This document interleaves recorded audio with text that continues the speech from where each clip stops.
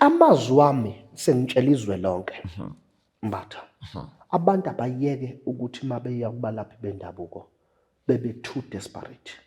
Kakhulu abantu besifazane.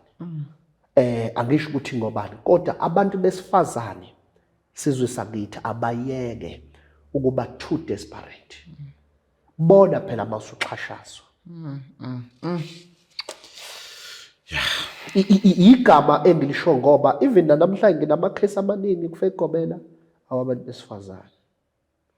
Elokugcina zinyanga asiyeke phela ukuthi kunomuntu ogcotshwa kakhulu abantu besilisa ogcotshwayo bese ungena kumuntu wesifazane. Mbatha abayiyeke lento bani. Kodwa uma kukhona owazi ukuthi mhlambe lento iyalapha, ngisacela sondela azohlala nawe. Akasichazele sisiza ukuthi ilapha kanjani lento ukuthi ufuna afake kuye angene kumuntu wesifazane ngokocansi. Ngiyafisa ukuthi uma kukhona uthi yena uyalapha kanjani, akakasondela azositshela isizwe sokuthi kanjani. Ngoba abantu bayakhala Mbatha. Kodwa abantu besifazane abayeke ukuba too desperate enyangeni. Ilawo mazwa. Abantu besifazane abayeke ukuba desperate. This is very touching, Ketla. Yeah.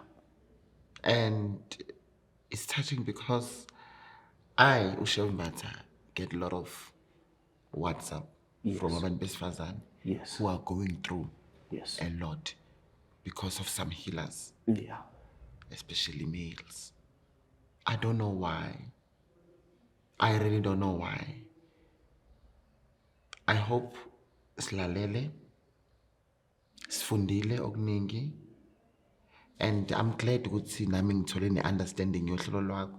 Yeah. Because honestly ngiyalibuka but ngizibuze imibuzo angigxeki angeke ngagxeka any show. Ngizwa kahle. But ngiyabuza there and there just ukuthi ngifunde ngazi ukuthi oh okay kunje.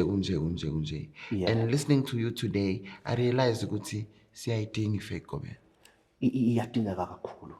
Siyayidinga until inhlangano they take charge. I'll say it. And not only inhlangano, nathi balaphi besintu, we take charge and do things right. Yeah. On that note, it's a wrap and goodbye, darling. Thank you so much. Sabong.